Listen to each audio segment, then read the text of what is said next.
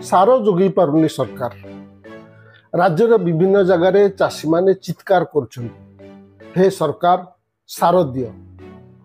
मुख्यमंत्री सारर अभाव नहीं कही दिल्ली चलीगले। 10 दिन एटा तृतीय दिल्ली गस्त।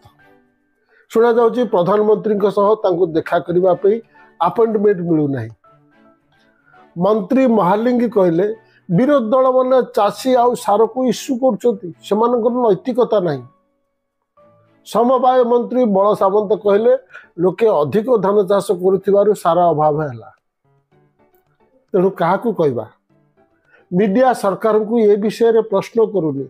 विरोध दल कहते कहूँ जदि मुख्य विरोधी दल ए विषय को नहीं विक्षोभ कला ताले मीडिया सार अभाव कथाटी को मुख्य खबर न करी कहूँ अमुक नेता कहीं आसिलेनी समुक नेता कहीं आसिलेनी।